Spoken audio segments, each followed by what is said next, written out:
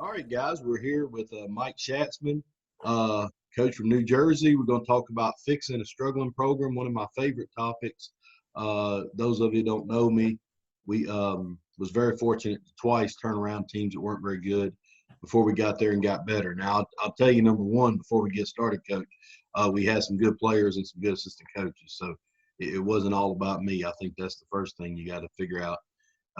But it's good to have you today, Coach, and tell us a little bit about yourself and kind of how you got your start, and where you are now, and a little bit about you. Yeah, I was born and raised in Washington Township, New Jersey, which is in South Jersey, about 20 minutes from Philadelphia across the bridge, and then about 40 minutes from Atlantic City. So kind of snap that in the middle there. Um, Born and raised there, grew up. My family was from there, went to high school there. They moved over from Philadelphia in the early 70s. So it was kind of tradition there. When I was born, you're going to be a Washington Township kid, and played football and baseball growing up. Was a two-sport athlete in high school. Had some success individually as a player, and our teams were successful during that time period in both sports, pretty much all sports. We're a big school. In New Jersey, we're a Group 5 school, which is the biggest schools. We have right around 2,500 students. I went on to play at a junior college right in South Jersey called Gloucester County College. I played baseball there for 2 years. They're traditionally one of the better junior college baseball programs in the country. We ended up winning a Junior College World Series in 2010. And then I went to a Division III school called Rowan University, which is also located right down the street from my high school. So I've pretty much been in New Jersey my entire life. Got involved in teaching and coaching as soon as I finished up college in 2011. I was a young pup, just kind of trying to find my way. I knew I wanted to get into teaching. I knew I wanted to get into coaching, and that's how I kind of first started out. I fell in love with it after that 2011 season, that fall, and kind of springboarded me. To be involved with the JV program. I was a head freshman coach, and then in 2018, our head coaching varsity position opened up, and I applied and took it over from there. So this will be my third year coming up.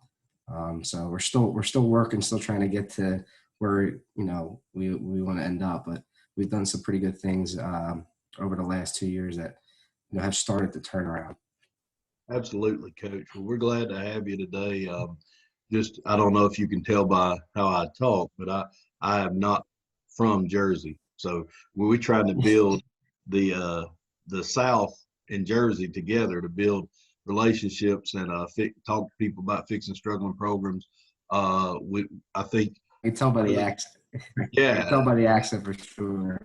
I think it's really important on this topic before we really get started talking to understand that we're talking about all school sizes, different places in the country.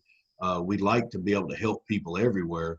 And so many of this is fluid upon your school size or maybe your location, but that's why we want to get people from different places. So I think being in Jersey, being at a big school will be relevant to some people that may hear what I did at Georgia at a big school or Georgia at a medium-sized school, which I had both of those. And so, it's just good to have you in your perspective, Coach. Let me ask you this before we kind of get into the real nuts and bolts of it. What do you think are the key, most important aspects to fixing a struggling program? When you found out you're going to talk about this subject today, what immediately comes to mind? It was definitely the relationship aspect of it. Being from the town and going through the school as a student, being a teacher in the district, I see the relationship aspect, and a lot of people say that and it sounds cliche, but I think it's the truth. I think when you build relationships, not only with, your athletes, you really got to build relationships with the staff, administration, people in the community to get that support that you might need. Building relationships with our youth program. I was lucky enough to be a youth football player in our organization for 8 years. So I grew up, in the town, which helped me. I already established a lot of those relationships naturally just from living in town and being a teacher in the district. But I think that was probably the biggest thing for me off the get-go, especially during the interview process, was making sure that I developed the right relationships, and not just relationships, just to say I built a relationship with this person. I think it was important to kind of give due. Um, we had a lot of success for the first 40 years of our program. We were one of the better football programs in the state of New Jersey. And in the last 10 to 12 years, we've kind of plateaued, and we haven't had the results that we wanted to have. So we're looking to get back to that. So traditionally, a lot of people that I went to school with, a lot of people that are older than me, they expect us to win. So that has been probably the most difficult part. But building the relationships with the parents, the players, our alumni, the youth organization, people in our school has really kind of helped catapult and get that support that you need, especially when you're trying to build and people understand that it's not going to happen over. I would say relationships is definitely number one for me. Yeah, absolutely. I couldn't agree more. I think, if it not been we put 5 things to focus on when we were doing this, and I got it up on the screen for everybody to see. But the truth is, if the relationships aren't strong, then the other 4 really don't matter. Just to be honest. So it's not that they're 5 equal things. One is 80% of it, and the other 4 are the other 20%. To be honest. So yeah, you have to find a way. When you have a good relationship with somebody, you can tell them something they don't want to hear. And I think one of the key things to fixing a struggling program is telling people something they don't want to hear. So that can be a challenge at times. And if you have a good relationship, if you and I get along well, I may can come to you and say, hey, I need you to coach the linebackers, and you don't want to coach the linebackers. Or I may can go to that parent and say, hey, I need you to help us paint the field, and they don't really want it. Or you can go to principal and say, hey, we really need to hire this person. But if you have a relationship with them, it is way more likely that you're going to actually get to accomplish what your plan was. And if you work with them, working with the other coaches at other sports, because, a key to fixing a struggling program is getting the best people in the school to play. And there's no doubt. Yeah, and if the team had been struggling, it's very likely that some of the better athletes were playing baseball, basketball, wrestling, whatever, soccer. And so if you can get some of those kids to come out and have a relationship with them, have a relationship with their coach where they know you're going to take care of them and you're not trying to get in the way of their wrestling or whatever it is they love. You just want them to do this too. That whole concept of relationships, we could talk 2 hours about. So I'm glad you brought it up first. Yeah, I'm glad you brought it up first. You're way ahead of me, because my next question really was something to the effect of, these are the 5 things I would say you have to focus on. And how do you guys do each one of these? Well, you've already answered the first one. Look, the next thing was how we're going to focus on what you have and not what you don't have. That's a Parker saying, but I said that all the time for the last 15 years or so. Focus on what you have and not what you don't have. Meaning, if your if your volleyball team is really good and they get this and that, don't be mad about them. Be proud of them.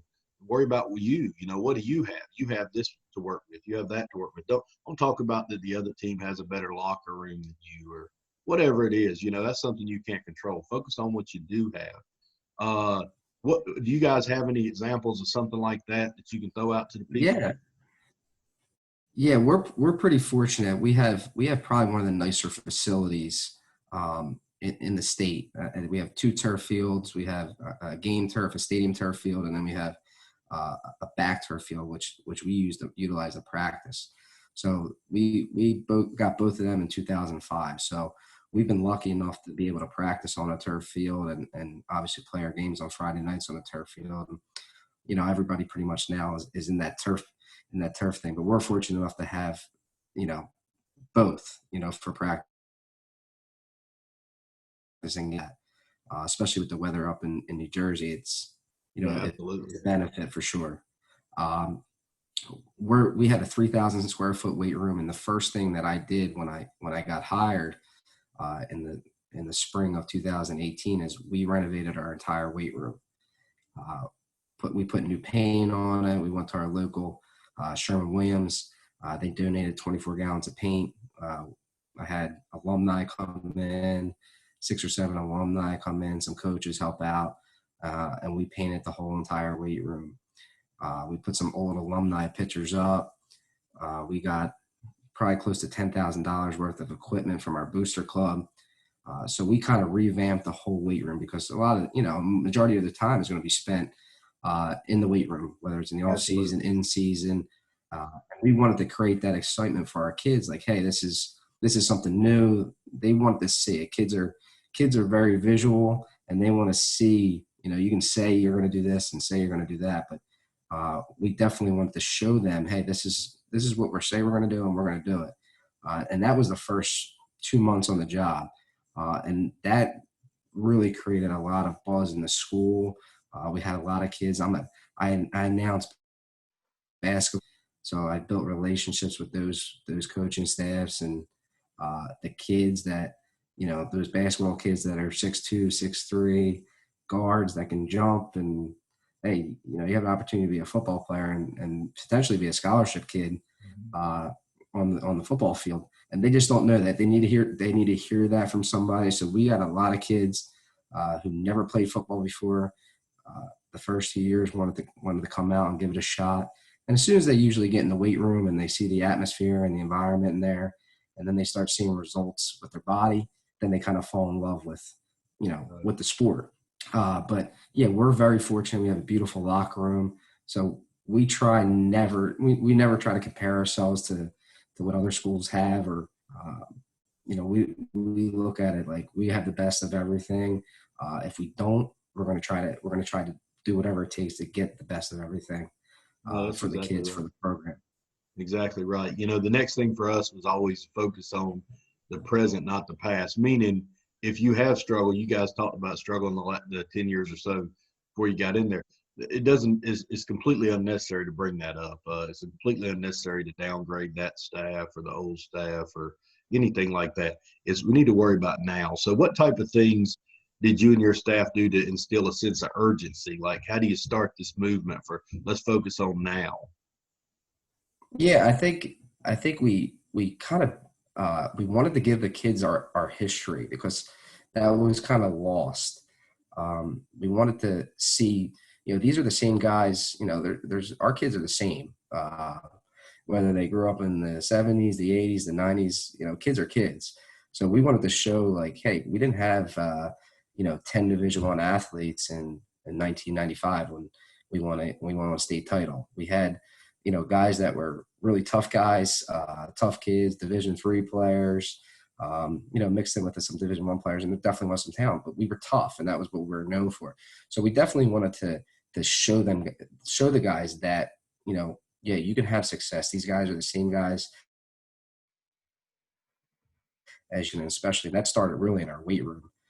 With our weight room program, I'm fortunate enough to have a really great strength and conditioning guy who's also coaches linebackers for us, and some assistants that are really, staples in our weight room program. And I mean, I can disappear for 3 months and I wouldn't have a worry in the world with those guys in there with our kids. And that's really where it kind of started. That's where the buzz started. But that was really the urgency for it. We brought back, 1,000-pound clubs. We started rewarding kids for doing some really good things in the classroom, community service stuff. So kids were starting to get recognized, whether it was on social media, throughout the school. We had weight room uniforms, so kids were walking around with our T-shirts. And little things like that. Again, visually, kids are going to see those things, and they're going to be excited about it. So again, that's what kind of our focus went initially when we first got hired. Yeah, I think that's great. It's very important at any team, but definitely in fixing a struggling team, to have a player award reward kind of system, whether it's in the weight room, on the field, whatever. The kids nowadays really appreciate that. It means a lot to them. Sometimes it means more to them than they'll ever even let you know.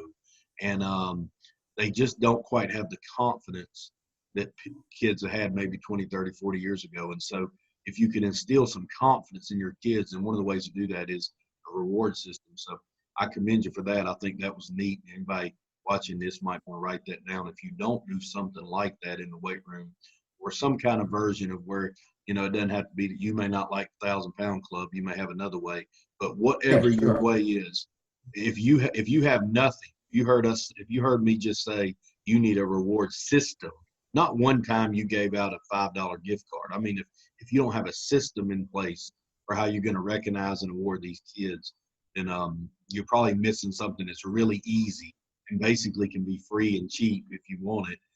It's really easy, and it'll mean a lot to your kids, even if it's just as simple as posting something on social media like lifter of the day or whatever it is that costs nothing for your program.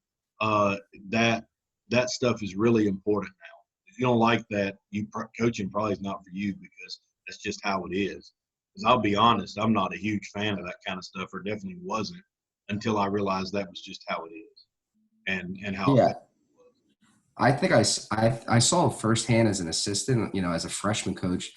We started this whole, we would give a belt out to the player of the game. We got a belt made for our program, and it was like $120. It was probably the best $120 we ever spent, because we use it weekly now. We use it in the weight room. Kids take a picture with it. Some kids walk around school with it. So to put in hard work, and we tell the kids, we don't just give it out to give it out. There's meaning behind it. Certain kids who whether they're struggling at home, have a tough situation, maybe struggling in the classroom, to get that little confidence booster. I've seen it really help kids and springboard them into doing better in the classroom, or noticing kids for doing community service, and then see as the other guys see it, and it makes them push a little bit harder, and it's definitely a sense of pride when they get it. So yeah, it's definitely been a great tool for us, and along with social media, to kind of, hey, this is what I've done, this is, everybody can see it. And again, we live in that society, so you got to change Right, a little bit. Again, not my cup of tea. As a right. player, I probably won't even want to be posted on social media, but now you see it as a coach, and Well, it just it's is what kind of it is. worked. And I Yeah, could tell a definitely. ton of stories about kids recently who came up to me and said stuff about something. We gave them a helmet sticker one time when they were in the ninth grade, and it meant a lot to them. They still got it. Something that you just would never think, it meant nothing to you at the time, something really easy to do, but it Yep. just really meant a lot to them. And so it's really important when building relationships, because really all this we're talking about, even the different focuses here, are still about focusing on relationships and building those relationships that you get on their level, and sometimes on their level is something like social media or some kind of something of the day. But the next thing, coach, is to focus on rules you can enforce. Let me ask you this. What is something that you guys changed immediately as far as the rule or a policy, or something you guys said, okay, when I took over, we started doing this, and you thought it made a difference? Yeah, I'm not a huge rules guy. Uh, that's for sure. I Me either, by the way. would standards. We have a set standard. And one thing that I implement is I met with the senior class, and I had them come up with standards.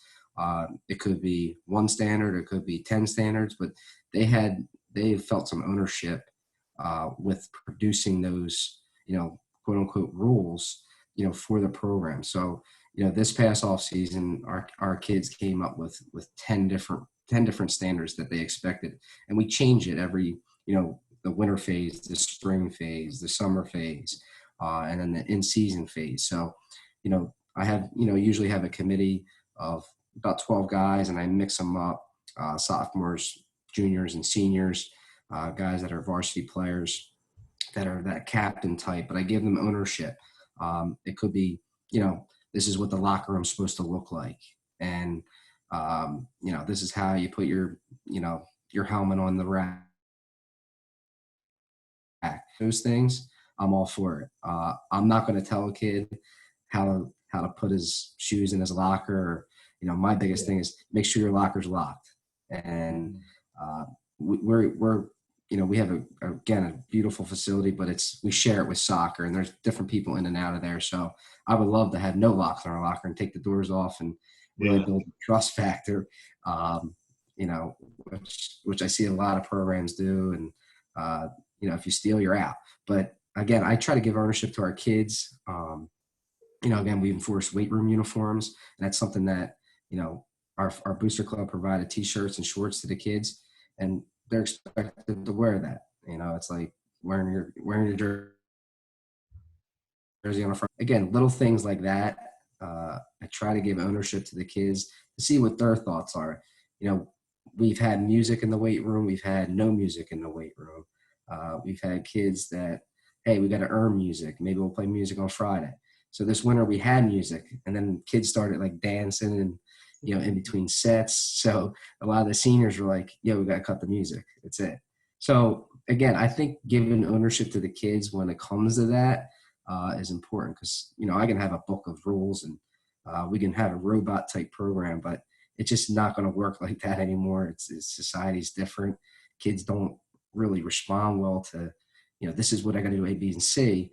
There's that set routine, but, the standard of which we do things, and kind of emphasizes a bigger picture instead of trying to detail every little thing, that they have to do. I think that turns kids off today. But you have a big set of standards. I think it's been successful for us.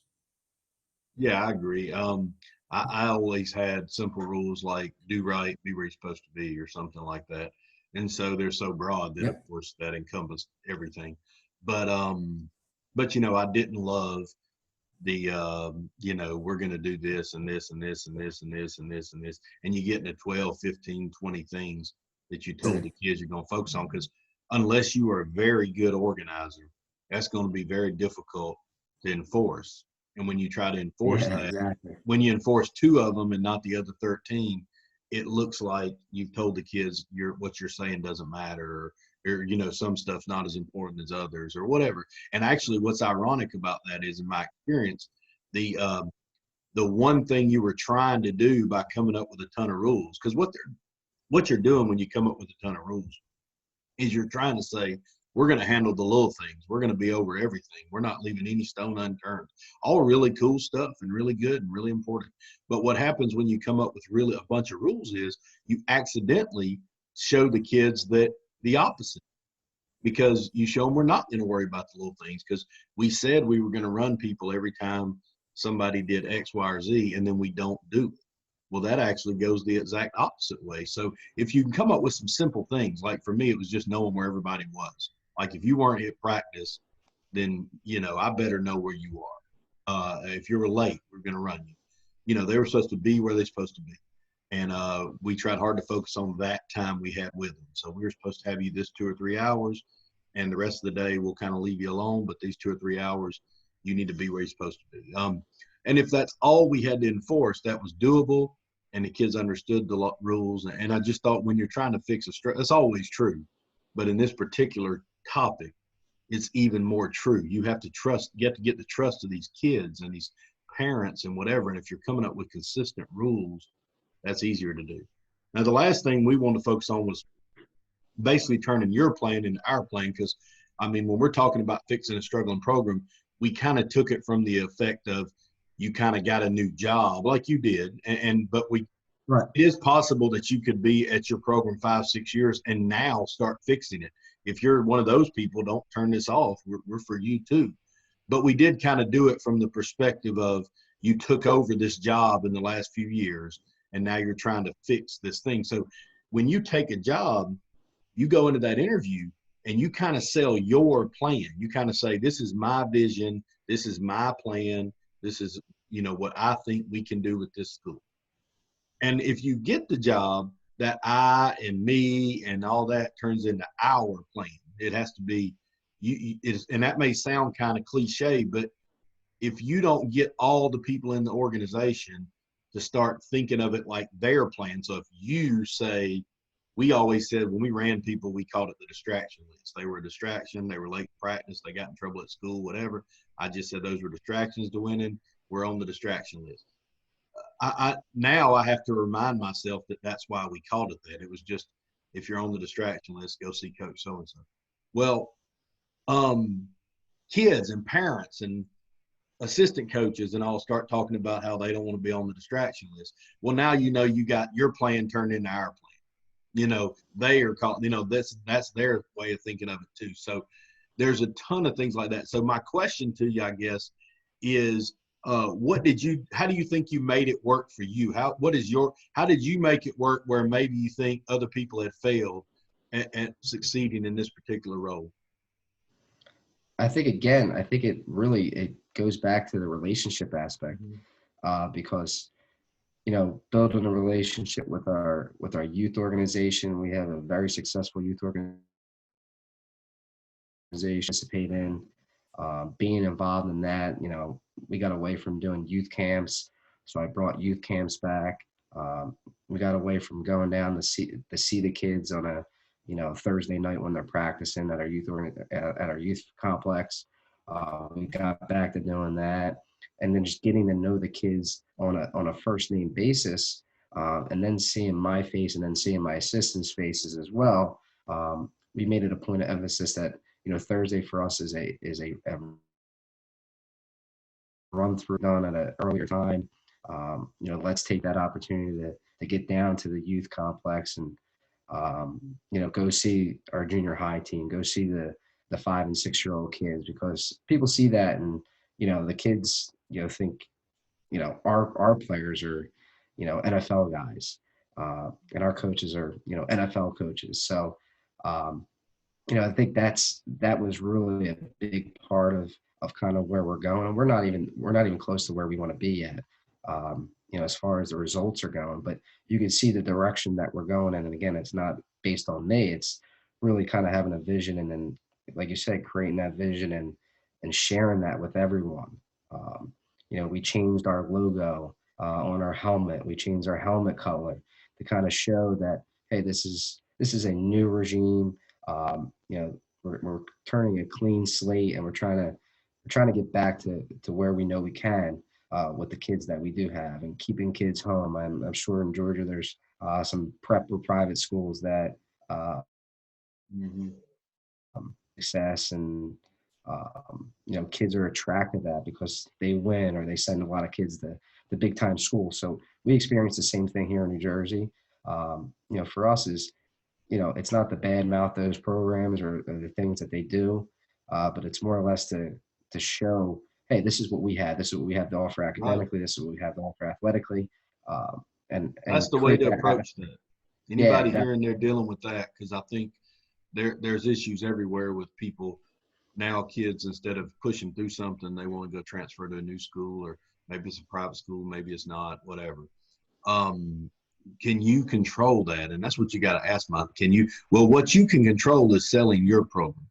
I'll be sure. honest with you, downgrading another program, even if you're right, is not going to be really, it's not going to play in your favor. You just take my word for it, or you can learn the hard way. But it's not going to work. So I would not talk about why that place is bad or why you shouldn't go there. Again, focus on what you have, not what you don't. I would focus on making my place a place that everyone wanted to go to.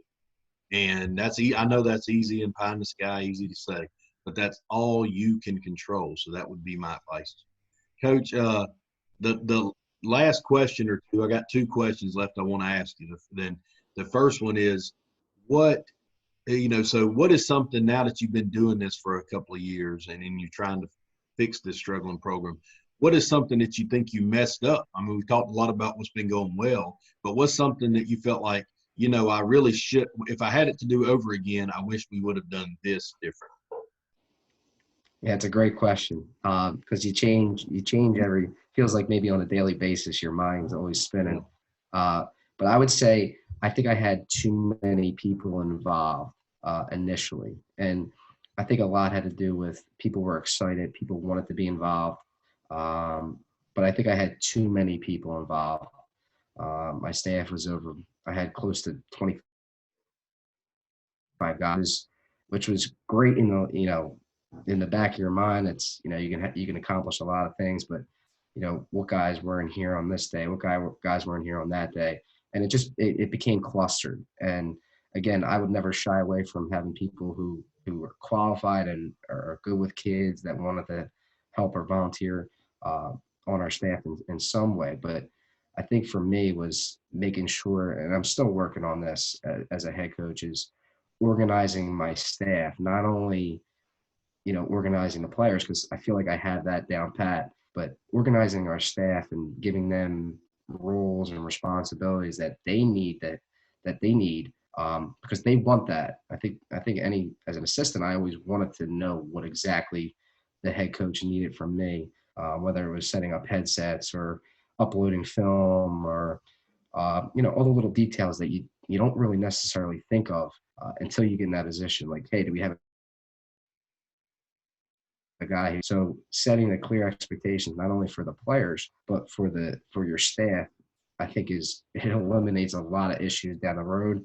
It eliminates any unhappy people and on your staff, because again, it's our vision as a staff, and again, getting guys on board that want to be there for the right reasons and are about the kids. I'll never shy away from, again, having a guy involved that's really good with the kids and the kids respect, because I think that goes a long way. The X's and O's parts we can teach, and we can clinic, go to a million different clinics, which we do as a staff.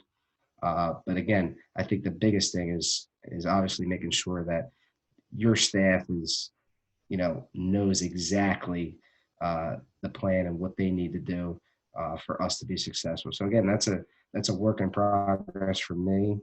Um, Again, new things pop up every Friday night. There's something new that you don't think of that you need somebody to handle, that you as a head coach, you don't want to handle. You don't have time to handle. So again, giving those jobs and duties to your staff. Well, I think what kind of gets you out on this question, Coach, and the question is, what advice do you have for aspiring head coaches?